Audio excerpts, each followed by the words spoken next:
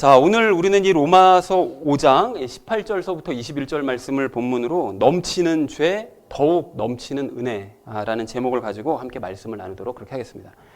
자, 우리는 지난주에 아담이 망쳐놓은 이 여러 가지 일들과 또 그렇게 아담이 망쳐놓은 일들과는 감히 비교할 수 없을 정도로 모든 상황을 원상태 이상으로 복구를 해놓으신 그 예수님께서 하신 그 일들에 대해서 함께 나누는 시간을 그렇게 가졌습니다. 자, 그래서 우리가 지난주에 세 가지 이야기를 함께 나눴었거든요. 어떤 이야기들 나눴었습니까? 첫 번째로 나눴던 이야기가? 그렇습니다. 많은 기회를 주심에 감사하자라고 말씀을 드렸는데요. 그러니까 하나님에 대한 선입견을 없애자고 그랬죠. 우리가 보통 하나님 하면 하나님은 심판하시는 분이시고 정죄하시는 분이시고 이제 죽이시는 분이시다라는 것으로만 인식하는 경향들이 참 많은데, 하지만 우리 하나님께서는 그런 분이 아니시고 계속해서 거듭거듭 기회를 주시는 참 좋은 하나님이시다라는 사실을 지난주에 우리가 확인을 했습니다. 그리고 구원할 때만 기회를 주시는 것이 아니라 구원 이후에도 옛 습관을 고치기 위해서 끊임없이 분노하지 않으시고 우리에게 기회를 주시는 참 좋으신 하나님이시다라는 사실을 우리가 첫 번째로 함께 이야기를 나눴었죠. 자, 그런가 하면 우리 두 번째로 나눴던 이야기는 무엇이었을까요? 두 번째. 그렇습니다. 죄인이라는 생각을 버리고 우리가 이제 의인이라는 생각을 이제 인정을 하자라고 말씀을 드렸는데요. 그 나의 정체성에 대한 선입견도 없어야 되는 거죠. 이제 많은 사람들이 하나님은 분노하신 하나님, 나는 늘 죄인 이렇게 생각을 하고 있지만 나는 더 이상 죄인이 아닙니다. 과거에는 물론 죄인이었죠. 근데 예수님을 우리가 믿고 영접했다면 더 이상 우리는 죄인이 아니라 이제 의인이 되었다. 근데 죄가 자꾸 우리 안에서 속이기 때문에, 즉 우리의 어떤 잘못된 옛 습관들의 그런 모습들과 그런 말들을 자꾸 이제 보게 하고 또 실제로 그런 것들이 나오게 함으로 말미암아 나와 다른 사람들을 보면 자꾸 이제 죄만 저지르는 것처럼 보이게 만들기 때문에 그런 속임수에 넘어가서 자꾸 스스로를 또 남을 죄인이라고 생각하는 거죠. 그래서 그렇게 우리가 속지 말고 우리가 의인이라는 것을 이제 확실히 인정하자. 근데 조심해야 할 것이 있다고 그랬었잖아요. 칭의라는 말에 우리가 좀 단어에 주목할 필요가 있다고 그랬는데, 영은 우리가 완전하게 의인이 되었지만 전 인격적으로, 즉 우리 육신 안에 남아있는 그 죄 때문에 전 인격적으로 우리를 바라보면 여전히 죄된 모습이 드러난다. 그러니까 하나님께서는 우리를 완전히 의인이라고 말씀하지 않으시고 의롭다 칭해 주신다라는 것에 우리가 주목해서 우리가 늘 겸손한 삶을 살아가자라는 얘기를 두 번째로 나눴습니다. 자, 그런가 하면 마지막 세 번째로 나눴던 이야기는 무엇이었을까요? 그렇습니다. 생명 안에서 군림하는 삶을 살자라고 말씀을 드렸는데요. 사망이 군림하는 삶을 살아가는 사람은 믿음이 없는 사람이다 보니까 날마다 입에서 나오는 말이 죽겠다라는 말만 하게 된다라는 말씀을 드렸었죠. 그러나 생명이 군림하는 사람은 그 믿음이 있는 사람이기 때문에 늘 입에서 이번에도 살겠다를 말하게 된다고 말씀을 드렸습니다. 그래서 주변 사람들, 특히 우리 교회에 이제 그 많은 분들이 점점 변화되어져 나가고 계시는데요. 그런 분들을 보면서 우리가 도전을 받고 나도 생명에 군림하는 삶을 살아가자라는 얘기를 마지막 세 번째로 나눴습니다. 그래서 사랑하는 우리 나눔 믿는 교회 성도님들 모두는 아담이 망가뜨린 것들을 원상태 이상으로 돌려놓으신 우리 예수님의 그 공로에 늘 감사하시고 또 그것에만 만족하며 삶을 살아가시는 우리 복된 성도님들 다 되시기를 다시 한번 주님의 이름으로 간절히 축원을 드립니다. 자, 오늘 본문 말씀을 나누기 전에 우리가 이제 지금까지 나누었던 그 5장의 내용을 다시 한번 전체적으로 정리를 해보는 시간을 좀 가졌으면 좋겠는데요. 정리를 해보자면 이렇습니다. 우리가 첫 번째로 이제 5장 처음에 들어서 나눴던 이야기가 우리는 믿음으로 말미암아 의롭게 되어서 하나님과 화평을 누리는 사람이 되었다. 그리고 예수님을 닮는 소망을 품는 사람이 되었다라는 얘기를 우리가 첫 번째로 나눴었고요. 그런데 하나님과 이렇게 화평을 누리기 이전에 사실 우리는 하나님의 원수라고 불릴 만큼 죄된 삶을 살던 사람들이었다라는 얘기도 우리가 나눴습니다. 그렇지만 하나님께서는 그러한 우리를 위해서 예수님을 화목제물로 내어주셨고 또 그럼으로써 당신이 우리를 얼마나 사랑하시는가 이것을 이제 보여주셨다라는 얘기를 우리가 나눴었고요. 그런데 우리가 이렇게 하나님과 이제 원수가 될 수밖에 없었던 것은 태초로 그 이야기가 거슬러 올라가는데, 아담이 범죄했기 때문에 우리가 이렇게 하나님의 원수가 될 수밖에 없었고 또 아담 때문에 세상에 죄가 들어와서 모든 사람들이 이제 다 죽게 되었다라는 이야기도 우리가 나눴습니다. 그런데 한편 이렇게 죄는 태초부터 거의 세상에 들어와서 이제 시작이 되었지만 율법이 아직 세상에 들어오지 않았었을 때는 사람들이 죄를 지으면서도 자신이 죄를 짓고 있다는 사실조차 깨닫지 못했지만 그래도 어쨌든 죄를 짓는 것은 짓는 것이었고 그래도 죄와 하나 돼 있었기 때문에 사람들이 이제 죽을 수밖에 없게 된 것이었다라는 말씀을 이제 드렸었죠. 자, 그래서 이제 지난주 말씀이 어떤 것이었는가 하면 그런데도 하나님께서는 아담 때문에 죽을 수밖에 없게 된 그 아담의 후손들에게 구원의 기회를 이제 넘치도록 퍼주시고, 그리고 아담이 죄인으로 만들어버린 그 사람들을 죄 없다 하시는 정도를 넘어서 아예 의인이라고 칭해 주시고, 그리고 아담 때문에 사망의 굴림을 받던 이런 많은 사람들을 죽지 않는 정도를 넘어서 생명의 굴림을 받고 영생의 소망을 품는 사람들로 완전히 변화시켜 주셨다라는 것이 이제 지난 5장 전체의 이제 내용입니다. 내용들이 쭉 정리하니까 이제 머릿속에 다 정리가 되시죠.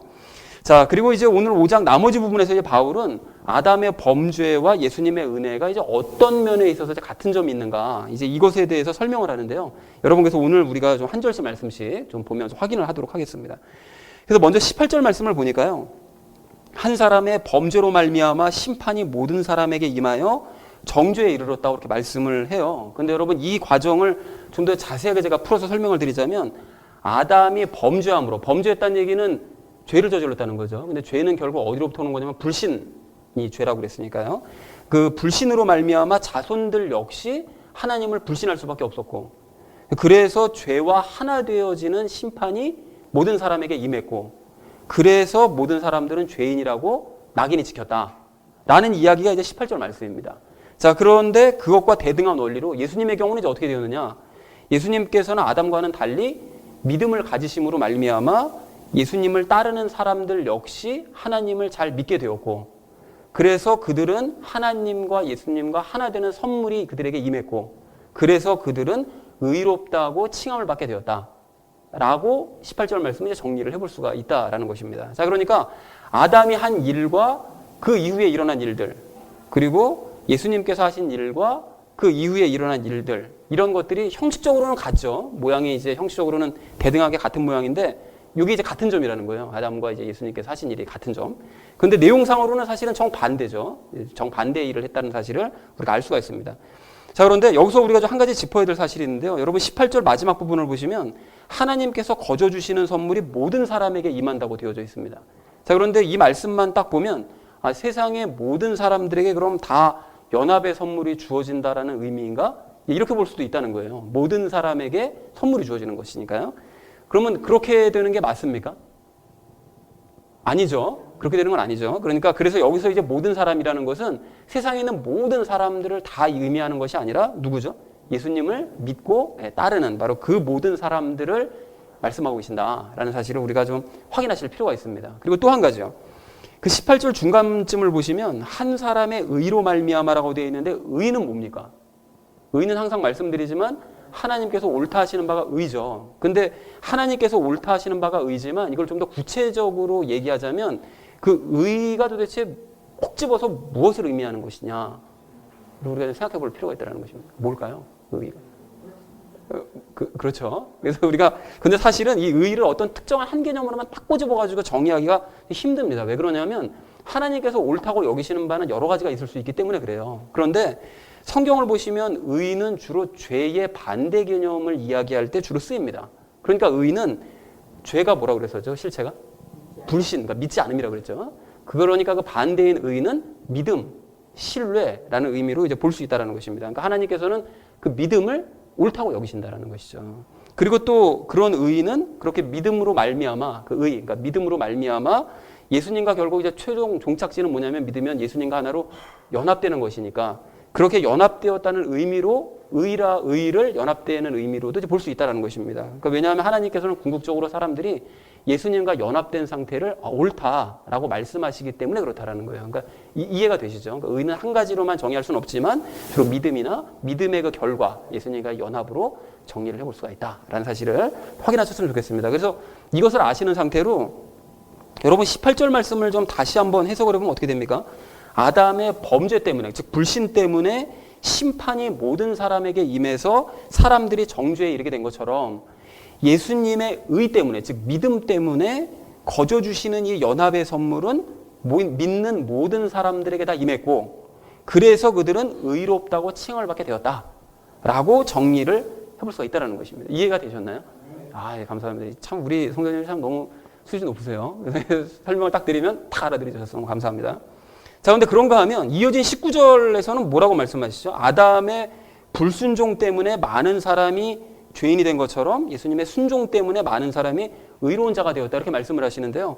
그 죄인이라는 것은 죄와 하나 된 사람, 즉 죄에게 장악을 당한 사람을 의미하고 반대로 의인은 믿음과 하나 된 사람, 즉 믿음에게 장악을 당한 사람을 의미합니다. 그리고 그렇게 믿음에게 장악을 당하면 결과적으로 어떻게 되죠? 예수님과 이제 하나 되고 그래서 그런 사람이 이제 의인이라고 하는데 그래서 이것을 아시는 상태로 19절 말씀을 다시 한번 보시면 어떻게 됩니까? 아담이 불순종하니까 그 후손들도 하나님께 불순종했고 그러다 보니까 사람들이 죄에게 장악을 당해서 죄와 하나 되고 그래서 죄인이 된 것처럼 예수님께서도 순종하시니까 예수님을 믿는 사람들도 하나님께 순종을 했고 그렇다 보니까 많은 사람들이 믿음에 장악되어서 예수님과 하나가 되었고 그래서 그들이 의인이 되었다라고 풀어서 설명을 해볼 수가 있다라는 것입니다. 그러니까 그것이 축약해서 이렇게 말씀이 된 것을 우리가 중간중간에 이렇게 말씀을 넣으면 그동안 배웠던 것을 지식을 동원하면 쭉 말이 된다라는 것이죠.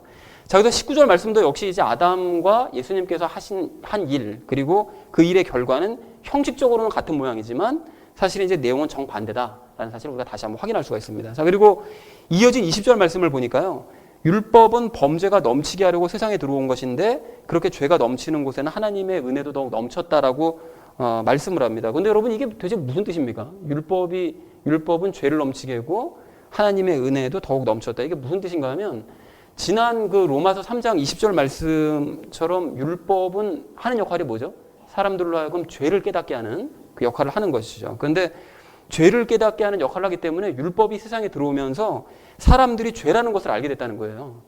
그런데 그 죄라는 것을 알게 됐기 때문에 이제는 내가 죄를 짓지 말아야지라고 생각해서 더 사람들이 율법을 지키려고 열심히 노력을 했지만 노력을 해서 율법을 지키려고 하면 할수록 더 죄를 지을 수밖에 없어서 세상에는 죄가 이제 넘칠 수밖에 없게 되었다. 이제 그것을 말씀하시는 것입니다. 자, 그런데 하나님께서는 사람들이 이렇게 율법을 지켜보려고 노력하다가 더 범죄가 넘치게 만드는 이런 상황을 그냥 방관하지 않으시고 어떻게 하신 거죠? 지난주 15절 말씀처럼 사람들이 구원받을 수 있도록 믿음의 기회를 계속해서 넘치게 더욱 주셨다라는 의미가 이제 오늘 20절 말씀의 의미라는 것입니다.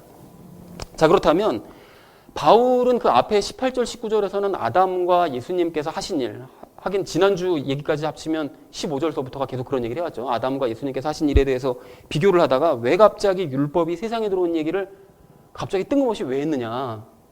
이게 왜 한 것일까요? 이게 왜 했는가 하면 구원을 받기 위해서는 오직 믿어야 된다라는 사실을 말씀하기 위해서 20절 말씀을 얘기한 것입니다. 여러분 이게 무슨 소리인지 한번 들어보십시오. 여러분 우리가 그 로마서 3장 20절 말씀을 나눌 때도 제가 이제 말씀을 드렸었는데 이스라엘 백성들이 시내산에서 율법을 받았잖아요. 근데 율법을 받은 그 이유가 뭐냐? 이제 이것에 대해서 제가 말씀을 드린 적이 있었습니다. 그러니까 하나님께서는 이스라엘 백성들이 뭐라고 얘기하셨죠? 너희가 내 말을 듣고 잘 순종하면, 지켜 행하면, 그러면 잘 믿으면, 그러면 너희를 내가 내 백성으로 삼아줄 것이고 제사장 나라로 만들어줄 것이고 하면서 온갖 축복을 말씀을 해주셨잖아요. 이제 그렇게 말씀하셨는데 이스라엘 백성들은 어떻게 대응했다고 그랬었죠? 복에만 관심을 둔 거죠. 뒤에 말씀하신 그 복에만 관심을 두어서 복 받기 위해서 거꾸로 하나님의 말씀을 지켜 행해보겠다 이렇게 갔습니다. 그래서 그걸 어떻게 할 수 있다고 말씀을 드렸는가 하면 그 뒤에 이스라엘 백성들이 한 일을 보면 알 수 있죠. 이스라엘 백성들이 하나님의 말씀을 먼저 믿고 순종한 것이 아니라 전혀 듣지 않습니다. 그러니까 복만 추구하고 있다가 하나님의 말씀을 지켜보려고 하니 안 되는 거죠. 그래서 이제 엉망진창이 됐다는 얘기를 했는데 그래서 이스라엘 백성들은 그렇게 율법을 받은 이유로 복을 받기 위해서 말씀을 한번 지켜보려고 열심히 노력을 했지만 노력을 하면 할수록 복 받는 것은 둘째치고 범죄만 더욱 넘치게 된다는 사실을 발견을 하게 되는 거예요. 이게 지켜보려고 하면 할수록 이게 잡으려고 하면 더 멀어지는구나. 이걸 이제 깨닫게 된 거죠. 그래서 하나님께서 바라신 것이 바로 그것이었습니다. 그러니까 말씀과 믿음을 우선하지 않고 복과 행위만 우선하는 것 그 자체가 일단 죄고 또 그렇게 살다 보면 죄는 계속 넘칠 수밖에 없다. 그러니까 너희가 내가 말한 뜻을 이제는 바르게 깨달아서 너희가 복과 행위를 우선하는 태도를 이제는 버리고 이제 하나님의 말씀에 먼저 관심을 가지고 그 하나님의 말씀을 믿는 것을 우선시해라. 그렇게 되면 복도 받을 수 있다. 라는 사실을 이스라엘 백성들이 깨닫기를 바라셨다는 것입니다.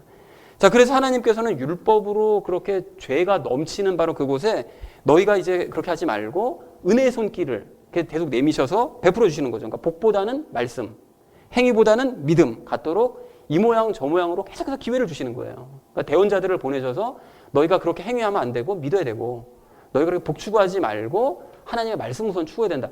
계속 대언자들을 보내시고 최종적으로는 예수님까지 보내신 거죠. 그래서 계속해서 구원의 기회들을 넘치도록 주셨다라는 것입니다. 그래서 위에 18절, 19절 말씀처럼 믿지 않고 자기 마음대로 행하던 아담의 길, 이스라엘 길을 너희가 이제는 버리고 그거와 대조되는 누굽니까? 예수님처럼 너희가 믿고 순종을 해야만 구원받을 수 있다. 이 사실을 말씀하시기 위해서 20절 말씀을 하셨다라는 거예요. 그러니까 율법이 들어오면 아담처럼 죄만 넘칠 수밖에 없으니 너희는 예수 그리스도 계속 기회를 주니까 예수 그리스도를 통해서 기회를 주니까 그 기회를 받아들여서 구원받아라. 계속 기회를 주신다라는 것입니다. 그러니까 여러분 앞으로 이제 이 로마서 5장 20절 말씀을 이제 보실 때에는 죄가 넘치는 곳에 하나님께서 구원의 기회도 넘치게 주셨다라는 의미만 생각하실 것이 아니라 이 말씀을 주신 것은 출애굽기 19장 말씀과 연결시키셔서 하나님께서 이제 믿음의 중요성을 말씀하시기 위해서 이 말씀을 하신 것이로구나라는 사실을 여러분 함께 기억하시면 참 좋을 것 같습니다. 자, 그래서 어쨌든 이 마지막 21절 말씀을 계속 보시면 이제 20절 말씀을 좀 부연 설명함과 동시에 5장 전체를 이제 정리를 하고 있는데요. 먼저 단어들 몇 가지를 다시 한번 좀 확인하실 필요가 있습니다. 21절에 나오는 그 은혜는 저 위에 있는 15절에서도 설명드린 것처럼 죄인에게조차 구원의 기회를 주시는 이제 그 은혜를 이야기하고요. 근데 그 구원의 기회는 구원받은 이후로도 계속 주신다고 그랬었죠. 그리고 의인은 앞에서 말씀드린 것처럼 믿음 혹은 예수님과의 연합을 의미한다고 말씀을 드렸습니다. 그래서 이걸 아시는 상태로 20절 말씀을 포함해서 21절 말씀을 정리하면 이제 이렇게 되는데요. 율법으로 말미암아 죄가 넘치고 죄가 굴림해서 사람들을 사망에 이르게 한 것처럼 하나님께서는 의를 통해 즉 믿음을 통해 다시 말해서 믿는 자들에게 구원의 기회를 넘치도록 그러니까 은혜를 넘치도록 퍼부어 주시고 구원받은 이후로도 넘치도록 기회를 주심으로 말미암아 그들을 영생의 길로 인도하신다라는 것이 오늘 우리가 함께 나눌 본문 말씀 전체의 내용입니다. 여러분 전적으로 이해들이 되셨나요? 자, 그래서 아까도 이제 말씀을 드렸던 것처럼 오늘 본문 말씀은 형식적으로만 보면 아담과 예수님께서 하신 일의 그 과정과 절차의 모양이 겉으로 봐서는 똑같은 점이 있지만 그 내용을 보면 정반대의 말씀을 하고 계신다라는 사실을 우리가 알 수가 있습니다. 그리고 추가로 이 모든 말씀들 속에는 이제 믿음이 숨어 있다는 사실을 우리가 발견을 할 수가 있는데요. 가령 18절에서는 아담의 범죄, 그러니까 불신 때문에 모든 사람이 정죄에 이르렀지만 같은 원리로 예수님의 의 때문에 그 믿음 때문에 모든 사람들이 의롭게 되었다고 말씀하시는데 결국은 믿을 때 가능한 일이라는 거죠. 그러니까 예수님의 의 때문에 모든 사람이 의롭게 되는 것은 저절로 의롭게 되는 것이 아니라 믿어야만 의롭게 된다는 사실을 이제 행간에 숨겨져 있는 것이고요. 그리고 19절에서는 아담의 불순종 때문에 많은 사람이 죄인이 된 것처럼 예수님의 순종 때문에 많은 사람이 의인이 되다고 말씀하시는데 이것도 역시 예수님께서 순종하시면 내가 저절로 의인이 되느냐 이게 아니라 그것도 역시 예수님께서 순종하신 것처럼 나도 믿음으로 순종할 때 그 믿음이 들어가는 거죠. 그럴 때 나도 역시 의인이 될 수 있다는 사실을 확인을 할 수가 있습니다. 그리고 20절에서는 이스라엘 백성들 불순종 때문에 하나님께서는 율법을 주셔서 그들의 잘못을 깨닫게 하시고 그래서 이제 믿음의 기회를 그러니까 역시 믿음이 들어가는 거죠. 믿음의 기회를 주셨다는 사실을 우리가 확인을 했었고요. 그리고 마지막 21절에서는 하나님께서 믿는 사람들에게 구원의 기회를 넘치도록 주심으로써 그 사람들을 영원한 생명의 길로 인도하신다. 그러니까 이 말씀들을 자세히 보면 18절서부터 21절까지 모든 말씀들 그 중간에 핵심적으로 들어가는 그 가운데에는 그 믿음이라는 그 주제가 다 포함되어 있다라는 사실을 발견을 할 수가 있습니다. 자, 그러니까 우리 하나님께서는 아담의 후손인 죄인들에게 끊임없이 믿음의 기회를 주셔서 그 사람들을 구원하시고 그리고 그들이 믿고 나면 더 잘 믿을 수 있도록 또 기회를 주신다. 그것이 바로 은혜요. 그것이 바로 그 은혜가 군림하는 삶, 즉 은혜가 다스리는 삶이다. 라는 것이 5장 전체를 요약한 내용이라는 것입니다. 자, 그래서 이러한 사실을 우리가 아셨다면 오늘 우리는 이 믿음의 기회를 끊임없이 주시는 우리 하나님의 이 은혜에 대해서 두 가지 이야기를 좀 나누려고 하는데요.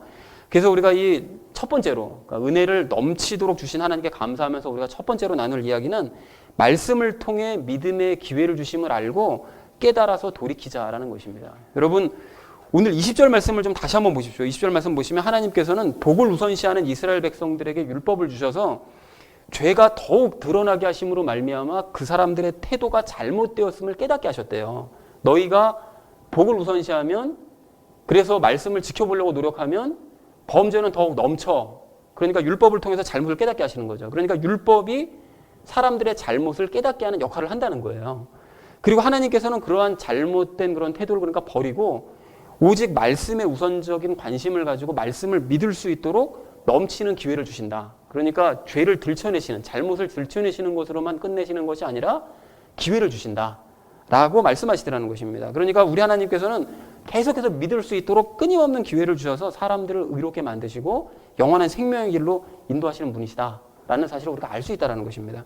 자, 그리고 지난주에도 말씀드렸던 것처럼 이러한 기회는 구원받을 때만 주시는 것이 아니라 구원받은 이후에도 우리가 옛습관 때문에 자꾸 죄악된 행동들 또 죄악된 말들을 그렇게 하게 될 때 그럴 때 하나님께서는 말씀을 통해서 똑같은 방식으로 우리의 잘못들을 들춰내시는 거예요. 말씀을 통해서 우리의 잘못을 들춰내시지만 들춰내실 뿐만이 아니라 그때도 끊임없이 믿음의 기회를 주심으로 말미암아 그러한 죄된 행위들을 버리고 바른 길로 인도하시는 그런 일을 행하시는 참 좋으신 분이시다 라는 사실을 우리가 명심해야 된다라는 것입니다. 지난주에 우리가 수요 성경 모임을 쉬었는데요. 이 민수기 말씀을 이제 다 마치고 다음으로 넘어가기 전에 한 주 쉬는 시간을 그렇게 가졌습니다. 그래서 저는 개인적으로 이제 모세 오경을 모두 이제 마쳤다라는 그 뿌듯함, 그 성취감, 그리고 뜨거운 관심과 열정을 가지고 함께 열심히 달려주신 우리 성도님들께 감사하는 마음을 가지고 월요일서부터 수요일까지 정말 아무 생각 없이 육신 아주 편하게 쉬었습니다. 정말 너무 편하게 쉬었던 것 같아요. 자, 그런데 그게 사실은 문제였는데요. 육신이 오랜만에 너무 편하게 쉬어서 그랬는지는 모르겠지만 육신만 쉬게 하다 보니까 육신 안에 있는 죄가 고개를 들었던 것 같아요. 그래서 여러분 이게 무슨 소린가 하면요. 지난주에 그 정치적으로 아주 시끄러운 사건이 있지 않았습니까? 그래서 대한민국 전체가 막 들썩거리고 지금까지 여파가 이어지다 못해 앞으로도 한참 동안 진통이 예상되는 그런 문제가 이제 터졌는데요. 근데 육신이 쉬는 동안 그동안 이제 잠깐 관심을 꺼두었던 이 정치 문제에 관심을 가지고 상황을 이렇게 눈여겨서 한번 지켜보니까 전체 상황을 이렇게 바라보니 마음이 답답해지고 평안이 깨지는 정도를 넘어서 나중에는 이게 마음이 막 불안해지기까지 하는 거예요. 근데 제가 방금 이제 죄가 고개를 들었다고 표현한 것이 바로 이것인데요. 하나님께서 이 나라의 정치 상황을 모르실 리도 없고 그래서 이 모든 문제들을 앞으로 이제 주관을 해주실 건데 그걸 믿지 못하는 거죠. 그걸 믿지 못하고 그러니까 그게 죄인 거예요.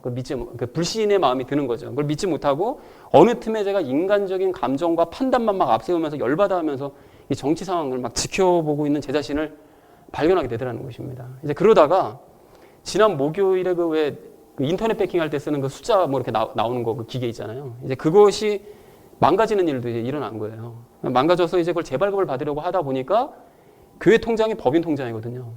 그러다 보니까 막 절차가 굉장히 복잡하고 준비할 서류가 너무 터무니없이 많은 거예요. 제 느낌에는 너무 많은 거예요. 그러다가 그 서류들을 띄려고 알아보다가 독립교단에 또 뭐가 이제 문제가 생겼다라는 우리가 소속되어 있는 독립교단에도 뭔가 좀 문제가 있다는 사실을 또 발견까지 하게 됐습니다. 그러니까 다른 때 같았으면 이 모든 문제들이 뭐 큰 문제라고 생각하지 않았을 거예요. 그냥 뭐 발급받으면 되고 그 문제는 어떻게든 해결될 거고 다 이제 믿음이 생겼을 텐데 정치 상황 때문에 마음의 평화는 다 깨어진 상태에서 감정만 이제 앞서 있는 이런 상태로 그런 모습들을 보니까 이제 죄의 굴림을 받게 된 거죠. 그러다 보니까 짜증만 났습니다. 이게 뭐 이렇게 안 되는 게 많고 뭐 이렇게 뭐 다 이렇게 뭐 절차가 복잡한 거야. 뭐 이렇게 된 거예요. 그리고 진짜 문제는 이제 여기서 시작된 건데요. 그런 상태로 주일 본문 말씀을 묵상하려고 그러니까요. 정말 본문 말씀이 눈에 하나도 안 들어오는 거예요. 정말 거짓말처럼. 하나도 안 들어왔습니다. 그리고 오늘 본문 말씀이 사실 여러분 보셔서 아시겠지만 앞에 내용들을 요약한 그동안 우리가 나눠왔었고 봐왔었던 말씀들이었었잖아요. 그런데 그럼에도 불구하고 이게 도대체 무슨 뜻인지 뭘 말씀하고자 하시는 것인지 전혀 깨달아지지 않고요. 머리만 진짜 잔뜩 복잡해지더라는 것입니다. 그래서 제가 그때 깨달은 것이 그동안 이 마음이 정말 평안한 상태에서 본문 말씀을 묵상하고 깨달은 것을 전했던 것이 은혜 중에 은혜였구나라는 사실을 그때 확인을 하게 된 거예요. 이게 그냥 저절로 된 것이 아니었구나라는 사실이 확인이 됐습니다.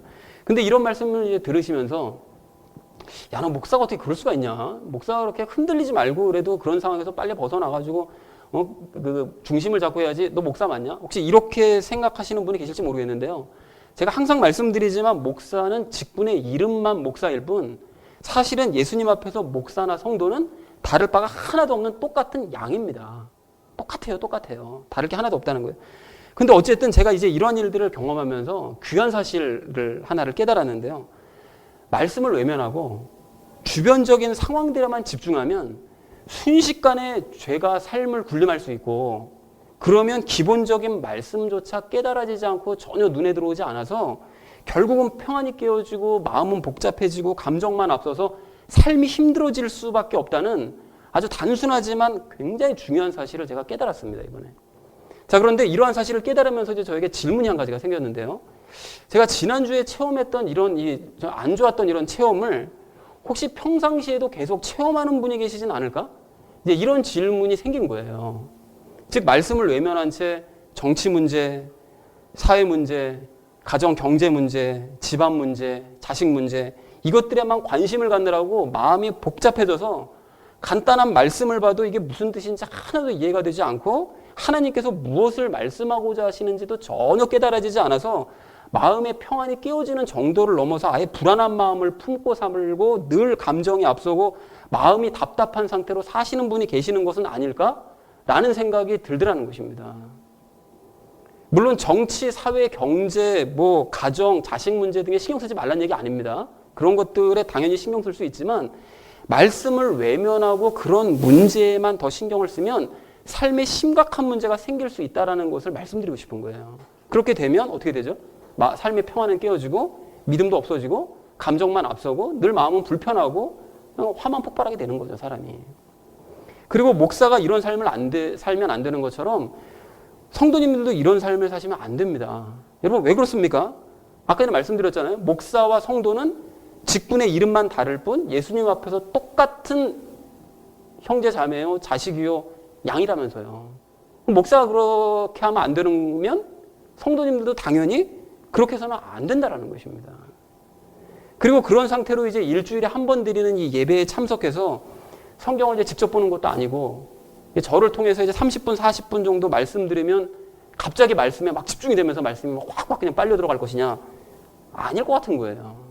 이게 무슨 소리인지 전혀 알아듣지 못하거나 어렵게만 그냥 느껴져서 부분적으로 겨우 그냥 몇 부분만 겨우 알아듣고 그냥 이해했다고 생각하고 넘어가는 건 아닐까? 이제 이런 생각이 들더라는 것입니다. 자, 그런데 제가 생각이 이제 여기까지 들다 보니까 무슨 생각이 들었는가 하면요. 그럼 설교를 더 쉽게 하면 되지 않을까? 이제 이런 생각이 잠깐 들었어요. 근데 물론 설교를 당장 그렇게 쉽게 하면 귀에 잠깐 들리는 느낌이 들 수는 있겠죠. 그런데 그런 생각하고 접었습니다. 제가 왜 그걸 접었는가 하면 여러분 로마서 말씀을 한번 생각해 보세요. 여러분 로마서 말씀이 쉽습니까? 솔직히 얘기하면 쉽지는 않아요. 로마서 말씀이 쉽지 않습니다. 그런데 그렇게 쉽지 않은 로마서 말씀을 쉽게만 풀어서 설명을 할 수가 있을까요? 물론 아주 쉽게 설명하려면 할 수는 있어요. 아주 쉽게 설명하려면 할 수는 있습니다. 그렇지만 그렇게 쉽게 설명을 하려고 하면 수박 겉핥기식의 수준 이상으로는 말씀을 바르게 이해할 수가 없다라는 것입니다. 그리고 수박 겉핥기식으로 말씀을 묵상할 거면 뭐 하려 이 시간에 우리가 나누겠느냐는 거예요. 각자가 묵상하고 말지. 자, 그리고 또 한 가지요. 이렇게 일주일 내내 다른 것들에만 열심히 집중하면서 살다가 일주일에 한번 교회에 와가지고 성경 한번 슬쩍 들여다보고 목사 말 잠깐 듣고 나니까 다 이해가 되네? 다 이해가 될 정도로 쉽다면 그게 하나님의 말씀이겠느냐고요. 하나님의 말씀이 이렇게 만만합니까?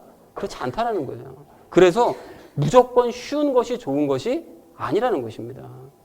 자, 그런데 여기서 우리가 모두가 충격을 받아야 될 것이 있는데요. 제가 처음에 로마서 말씀을 시작할 때도 이제 말씀을 드렸지만 로마서 말씀이 누구를 대상으로 쓰여진 말씀인가 하면 로마의 초신자들을 위해서 쓰여진 책이라는 거예요.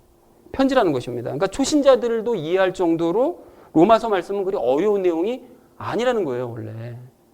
자, 그러니까 그러면 어렵다는 얘기입니까? 쉽다는 얘기입니까? 그래서 이 모든 말씀들을 종합했을 때 우리가 결국 무엇을 알 수 있는가 하면 로마서 말씀을 포함해서 성경에 있는 이 모든 말씀들은 지난주에 저처럼 세상 일에 더 많은 관심을 가지고 세상 일에만 집중하면 한량없이 어렵게 느껴질 수밖에 없는 것이 성경이지만 반대로 세상의 일보다 말씀에 더욱 집중하고 말씀에 관심을 가지면 의외로 쉽게 이해되는 책이 바로 성경이라는 거예요. 그래서 로마에 있는 초신자들이 이해가 된 거예요. 왜요? 그 사람들은 세상 일보다 성경 말씀에 더 많은 관심을 가지고 있었으니까 이해가 되니까요. 그러니까 그런 사람들에게 편지를 써 보낼 수 있었다는 것입니다. 그리고 이것이 바로 말씀이 가진 신비라는 거예요. 이것도 제가 발견을 한 거예요, 지난주에. 자, 그러니까 결론적으로 말씀을 알아듣지 못하는 문제는 설교를 쉽게 한다고 해서 해결될 문제가 아니라는 것입니다. 세상 일에 더 많이 관심을 가지고 집중하는 그런 사람들을 위해서 성경을 무작정 쉽게 설명하는 데는 한계도 있을 뿐더러 쉽게 사는 설교만 들으면 그냥 자기소견에 오른 대로 얕은 수준으로밖에 이해를 못하기 때문에 그건 모두를 하향 평준화시키는 꼴밖에 되지 않는다라는 거예요. 그럼 어떻게 됩니까? 답은 하나입니다. 우리 각자가 말씀을 외면하고 세상 일에 더 많은 관심을 가졌던 그런 태도를 이제 버리고 이제 말씀에 집중하는 삶을 사셔야 된다는 거예요. 그렇게 하면 보는 말씀마다 듣는 말씀마다 어려워도 이해가 될 것이고 깨달아질 것이고 하나님의 뜻을 알게 됨으로 말미암아 우리 모두의 수준이 상향 평준화될 수 있다는 것입니다. 자, 그런데 이제 지금서부터가 사실은 중요한 얘기인데요. 지난주에 제가 그렇게 죄의 굴림을 받아서 막 삶을 헤매다가 결국 20절 말씀에서 오늘 20절 말씀에서 답을 찾았는데요.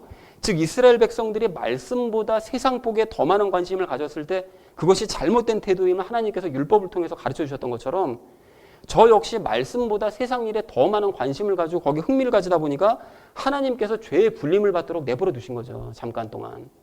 그래서 하나님 믿지 못하고 마음의 평안이 깨진 상태로 그냥 두신 다음에 그러한 너의 태도가 잘못되었다는 사실을 20절 말씀을 통해서 깨닫게 만들어 주시더라는 거예요. 과거 이스라엘 백성들이 율법 받아가지고서는 자기의 태도가 잘못됐다는 사실을 깨달았던 것처럼 너 그렇게 며칠 살다 보니까 죽겠지. 그게 바로 잘못된 태도라는 거야. 너 지금 뭐 하고 있는 거야? 지금 세상 일에 그렇게 더 많은 관심 가지면 말씀 버려도 그렇게 하면 되겠어? 라는 사실을 깨닫게 만들어 주시더라는 거죠. 그리고 동시에 하나님께서는 그런 저의 잘못을 들춰내시는 것으로만 끝내시는 것이 아니라 하나님께서는 믿음의 기회를 넘치도록 주는 분이셔 라는 사실을 또한 20절 말씀을 통해 다시 한번 깨닫게 해주심으로 말미암아 이 말씀 붙잡고 제가 예수님의 믿음을 구하게 하시더라는 것입니다.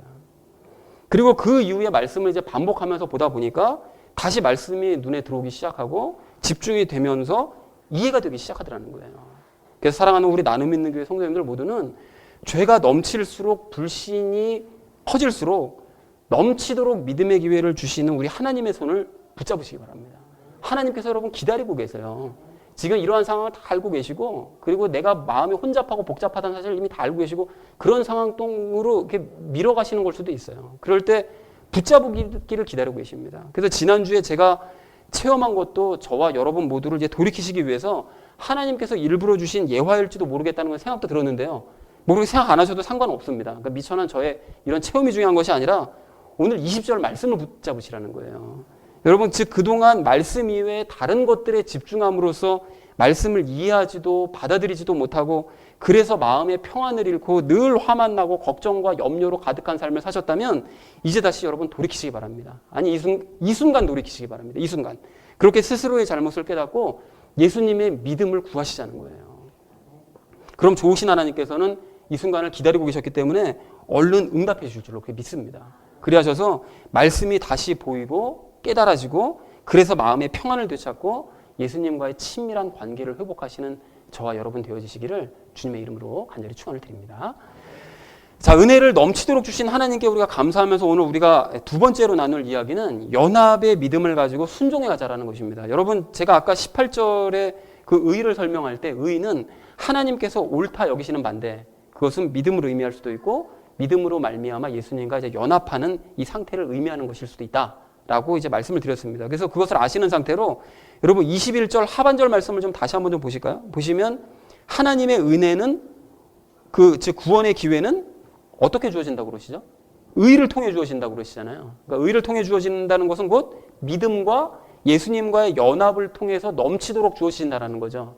자, 그런데 다시 말씀드리자면 그것을 우리가 믿을 때, 좀 쉽게 풀어서 말씀드리자면 믿을 때 구원의 기회는 주어지는 것이고 또 구원 이후에 우리가 연합하신 예수님을 바라보면서 그분만을 믿고자 할 때 끊임없는 회복의 기회가 주어지는 것이다 라고 우리가 해석을 해볼 수 있다는 것입니다.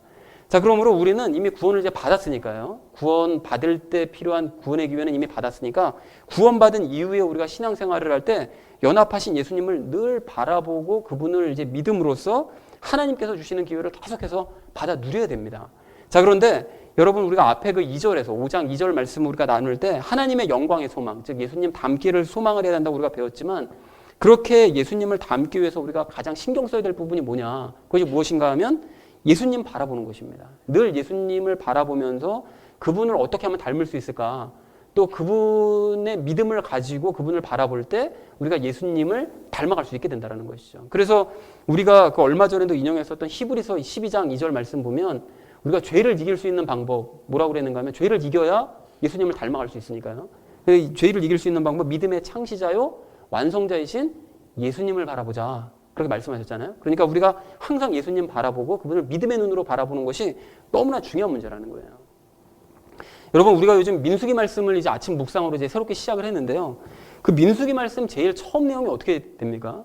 뭐 어느 지파가 몇 명이고 몇 명이고 뭐 이런 얘기만 기억하시는데 사실 그 속에 들어간 내용을 가만히 살펴보면 하나님께서 12지파를 3지파씩 나누시되 그 3지파를 나눈 그 지파들을 성막을 중심으로 동서남북으로 배치하셨다는 사실을 우리가 발견할 수가 있어요. 그 숫자만 주목할 것이 아니라 그 주변에 배치하셨다는 사실을 발견할 수가 있습니다. 그러니까 거꾸로 그걸 얘기하자면 하나님의 성막은 모든 지파들 한가운데 계신다라는 사실을 우리가 발견할 수가 있다는 거죠. 그렇다면 왜 이런 내용을 가장 먼저 기록하게 하셨느냐?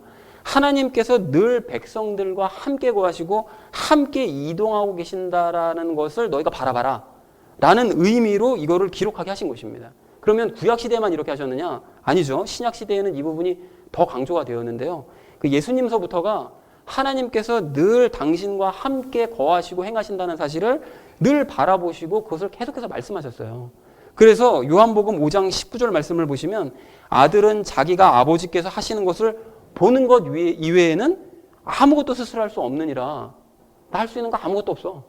하나님께서 뭘 행하시는지만 난 바라볼 뿐이야. 이렇게 말씀하시더라는 거예요. 그러니까 하나님을 늘 바라본다. 이걸 말씀하고 계시고요. 그리고 8장 16절에서는 내가 혼자 있지 아니하고 나를 보내신 아버지와 내가 함께 있기 때문이라 라고 말씀하십니다. 그러니까 나는 하나님과 늘 함께 거한다.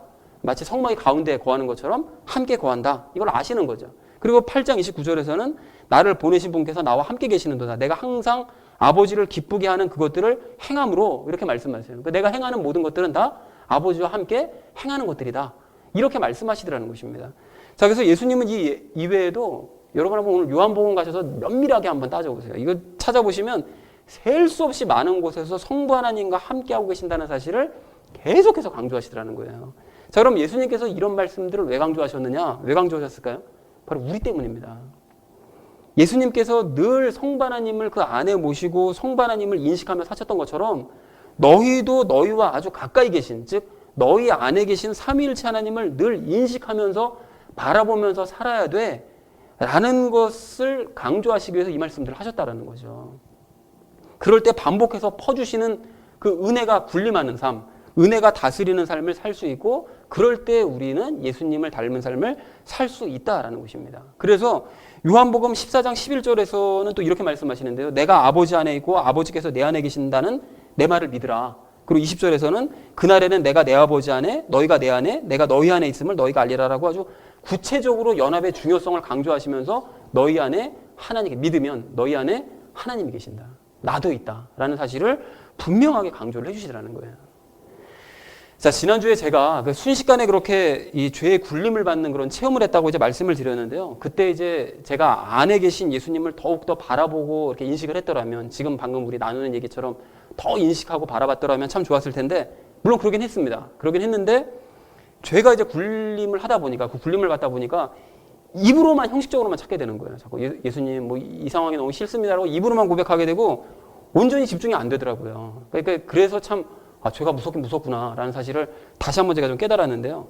근데 그러던 와중에 제가 금요일에 이제 교회 청소를 마치고 이제 집으로 돌아가는데요. 잊고 있었던 과거의 기억이 그냥 문득 뜬금없이 갑자기 떠오르는 거예요. 운전을 하고 가는데. 무슨 생각이 떠올랐는가 하면 주변적인 것들 하나도 신경 쓰지 않고 오직 하나님께 예배드리고 하나님께 예배드리는 것을 준비하는 일에만 전념하는 삶을 꿈꿨던 것 아니었니? 근데 지금 그 꿈대로 살고 있는 거 아니니? 이런 생각이 갑자기 문득 탁 떠오르더라는 거예요. 제가 과거에 그런 정말 잊어버리고 있었었는데 그 꿈을 품고 사실은 이제 신학도 하게 됐던 것이었거든요. 온전히 하나님만 예배하고 그 예배를 준비하는 일만 전념하며 살고 싶은 거예요. 다른 것들 다 관심 끄고. 근데 그 꿈대로 살고 있더라고요. 따져보니까. 그리고 그 생각이 떠오르자마자 거꾸로 하나님께만 주목하면서 하나님께 예배드리는 일에만 전념하면서 살면 주변적인 것들은 신경 쓰지 않아도 하나님께서 다 해결해 주실 것이라는 정말 너무나 당연한 얘기지만 뜬금없는 믿음이 또 생기는 거예요. 그리고 그렇게 믿음이 생기니까 마음에 곧 평안이 찾아오고 기쁨이 다시 샘솟는 것을 이제 느끼게 됐습니다. 그러니까 앞에서 20절 말씀을 통해서 너의 행동이 잘못됐고 그러니까 어떤 길로 가야 바르게 된다는 사실을 깨닫게 해주셨다라면 이때 완전히 아직 제가 회복된 상태가 아니다 보니까 제 안에 계신 예수님께서 너 하나님만 바라보고 인식해야 돼 라는 사실을 알려주시려고 과거의 기억을 떠올려 주심으로써 또다시 은혜를 또 부어주셨던 것 같아요. 그래서 하나님만 바라보고 그렇지 내가 하나님께만 예배드리는 것에만 집중하면 되지 다른 것들 뭘 신경 써 라는 생각이 들고 나니까 정말로 그것이 제 마음에 평안을 가져다주고 마음이 회복되는 아주 놀라운 능력이 되더라는 것입니다. 자, 그래서 사랑하는 우리 나눔 있는 교회 성도님들 모두는 성부 하나님과의 동행을 늘 인식하면서 사셨던 예수님의 이 삶을 여러분 순종하며 따라가시기 바랍니다. 여러분 특히 이 지난주 저같이 죄의 굴림을 받아서 이 평안이 깨지고 마음의 감정이 앞서고 말씀에 대한 집중력이 흐려지실 때 삼위일체 하나님께서 내 안에 계신다는 사실을 여러분 억지로라도 여러분 기억하시고 또 예수님의 믿음을 구하시고 회복되기를 소망하시기 바랍니다. 그러면 하나님께서 틀림없이 일하세요. 소망하시면 일하십니다. 그리하심으로써 저처럼 또다시 부어주시는 그 은혜를 놀라운 은혜를 체험하시고 평안 회복하시고 그래서 하나님께 진정으로 찬양하고 감사하게 되는 복된 성도님들 다 되시기를 주님의 이름으로 간절히 축원을 드립니다. 자, 이제 말씀을 정리합니다. 앞에서 이 5장 말씀을 정리하면서 제가 이제 말씀을 드렸던 것처럼 우리는 과거에 하나님의 원수였습니다. 그런데 그렇게 죄로 가득한 원수 같은 우리에게 하나님께서는 먼저 은혜의 손길을 내밀어 주셨고요. 그리고 구원하신 이후에도 죄의 영향을 받는 우리를 지난주 저처럼요. 영향을 여전히 받는 우리를 거룩한 모습으로 바꾸시기 위해서 끊임없이 은혜의 손길을 내밀고 계십니다. 지금도 내밀고 계세요. 그리고 그렇게 구원받을 때나 구원받은 이후에나 넘치도록 베풀어 주시는 그 은혜를 받기 위해서 우리에게 필요한 것은 뭘까요? 뭐가 필요하냐면 바로 믿음이 필요합니다. 믿음이.